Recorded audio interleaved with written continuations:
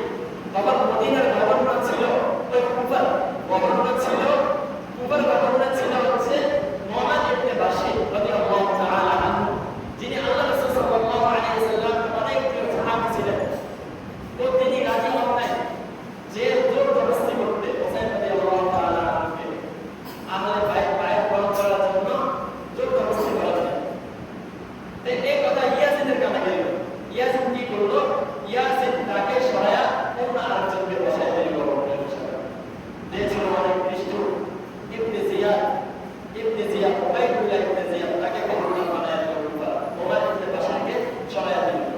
তো তিনি যখন এই গভর্নর হিসেবে নিযুক্ত হলো, সর্বপ্রথম ওই চাচাতো ভাইকে যাকে বানানো, ওই চাচাতো ভাইকে ধরে নিয়ে গ্রেফতার করে নিয়ে রাত প্রাসাদের উপরে উঠে দিছে পালায় দিল। তিনি সাথে সাথে শহীদ হয়ে গেলেন। শহীদ হয়ে যাওয়ার পর এখন যারা 18,000 যারা বায়াত গ্রহণ করলো যে আমরা চাই হুসাইন রাদিয়াল্লাহু তাআলা আনহু রাজত্ব গ্রহণ করুন, তারা সবাই ভয় পেয়ে গেল। সবাই ভয় পেয়ে গেল, কি রে এখন তো আমাদের অবস্থা আরো বেশি খারাপ হয়ে যাবে। আর মুসলিম ইবনে আবিদের এই অবস্থা, তাহলে আমাদের অবস্থা আরো সামনে খারাপ হয়ে যাবে। তারা আস্তে পথ থেকে পিছনে হয়ে যাবে। তখন আর কেউ হুসাইন রাদিয়াল্লাহু তাআলা আনহু পক্ষ নিল না। এখন দেখেন আমাদের দেশে কি অবস্থা। আমাদের দেশের মধ্যেও যদি এমন কিছু হয় বা কোনো একটা জায়গায় বিশুদ্ধ হওয়া দরকার, এখন হুজুরদেরকে বা একজন প্রমাণ লোকদেরকে কি বলে যে আপনি এখন সামনে যান, আগে আসেন, আমরা আসছি, আপনি সামনে যান, আমরা পিছনে আসছি। কিন্তু যখন সেই ব্যক্তি সামনে যান, কিছু তো মানুষ নাই হয়ে যায়। একটা দোকানে গেলে কি করে, ও পিছনে সামনের মানুষ করে নিয়ে যায়, কিন্তু পিছনে যারা থাকে তারা উল্টো হয়ে যায়। আমাদের দেশের হচ্ছে এই অবস্থা। তো হুসাইন রাদিয়াল্লাহু তাআলা আনহু বলে ঠিক এমন হয়েছে যে কুফার অধিবাসীরা এমন কিছু করতে লাগলো, তখন তার সাথে আর কেউ রইল না। তো মুসলিম ইবনে আকিল এর মাঝামাঝি অবস্থায় আরেকটা চিঠি লিখলো যে কুফার অবস্থা তো বেশি ভালো না, আপনি আসেন না কুফার মধ্যে, কুফার অবস্থা কিন্তু বেশি ভালো না। কিন্তু তিনি ওই চিঠি যেতে যেতে অনেক সময় পার হয়ে গেল, কিন্তু তার কানে এই খবর আর ছিল না।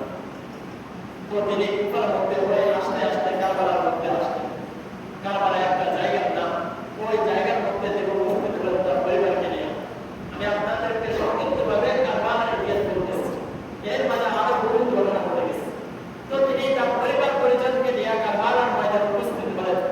উপস্থিত হওয়ার পর ওই ইয়াজিদ কি করলো, ইয়াজিদ করলো কি আরো চাপ প্রয়োগ করতে লাগলো যে তুমি বায়াত গ্রহণ করো, বায়াত গ্রহণ করলে তোমার উপরে সব কিছু আমরা সবাই। কিন্তু হুসাইন রাদিয়াল্লাহু তাআলা বললেন না, আমি কোনো মতে এই পথে রাজি হব না। তখন ইবনে জিয়াদ যাকে গভর্নর বানানো হলো কুফা, ওই ইবনে জিয়াদ 5,000 সৈন্য নিয়ে পুরো কারবালাকে ঘিরে ফেলেছে। তো হুসাইন রাদিয়াল্লাহু তাআলা যখন দেখলেন পুরো কারবালাকে ঘিরে ফেলল, ঘিরে দেওয়ার পর হুসাইন রাদিয়াল্লাহু তাআলা বললেন, আমি তোমাদের সাথে যুদ্ধ করতে আসিনি, তোমরা কেন আমার সাথে যুদ্ধ করতে আসছো? আমি তো তোমাদের কাছে সেই উদ্দেশ্য করে আসিনি, তাহলে তোমরা কেন আমার সাথে এমন আচরণ করতেছো? অথচ তোমরাই তো আমার কাছে চিঠি প্রেরণ করেছো আমি যাতে কুফার দিকে আসি, তাহলে কেন তোমরা আমার সাথে প্রতারণা করতেছো? এটা হচ্ছে মুনাফিকের কাজ।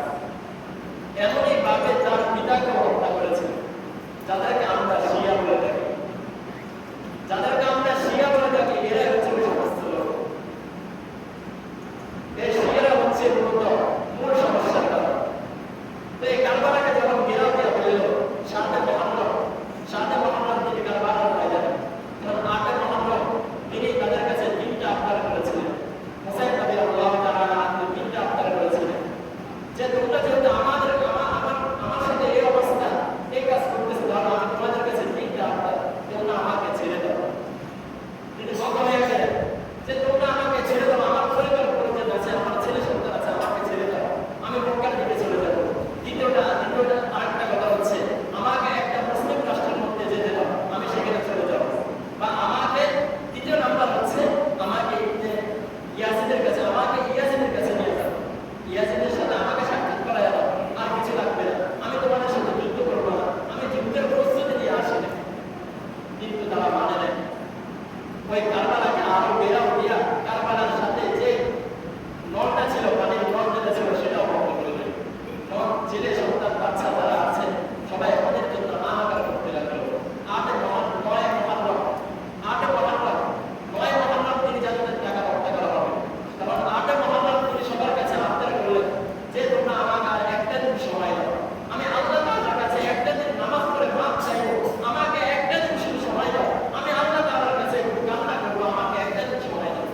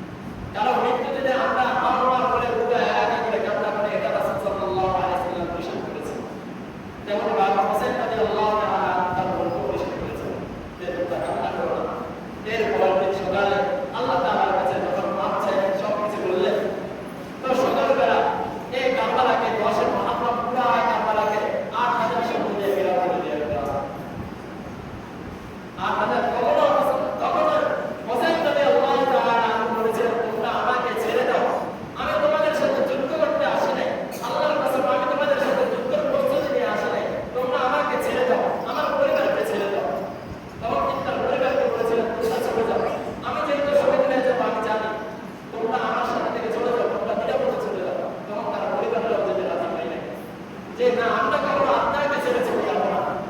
আমরা যদি আপনাকে আজ এখান থেকে ছেড়ে চলে যাই তাহলে ওই কিয়ামতের ময়দানে যখন আল্লাহ তাআলা আমাকে জিজ্ঞাসা করবেন, ওই রাসূল সাল্লাল্লাহু আলাইহি ওয়াসাল্লাম যখন আমাকে জিজ্ঞাসা করবেন যে তোমরা আমার প্রিয় নাতিকে কি কারণে ছেড়ে ওই কারবালার ময়দান থেকে চলে আসলে, এই জন্য তারা কেউ ফিরে যায়নি, সবাই হুসাইন রাদিয়াল্লাহু তাআলা আনহুকে আঁকড়ে ধরে রাখলো। এরপরে শুরু হলো তুমুল যুদ্ধ। হুসাইন রাদিয়াল্লাহু তাআলা আনহুর কাছে কোনো অস্ত্র ছিল না, কিছু ছিল না। একটা বাচ্চা পানির জন্য হাহাকার করতে লাগলো। তখন সে দূরে একটা পানির কলকে কোনো শিখায় দিল, যার পর যখন সে পানির মধ্যে মুখ দিলে সাথে সাথে তীর এসে ওই বাচ্চা পড়ে যাচ্ছে।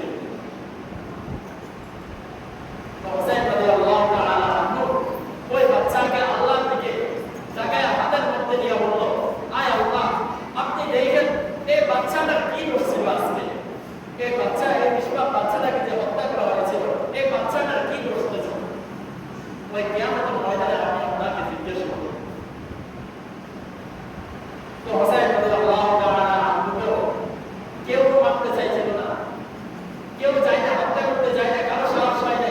কারণ কি তিনি রাসূল সাল্লাল্লাহু আলাইহি ওয়াসাল্লামের সবচেয়ে প্রিয় ব্যক্তি ছিলেন, এই কারণে তিনি রাজি হন না, কেউ রাজি হচ্ছিল না যে কে হুসাইন রাদিয়াল্লাহু তাআলা আনহুকে হত্যা করবে।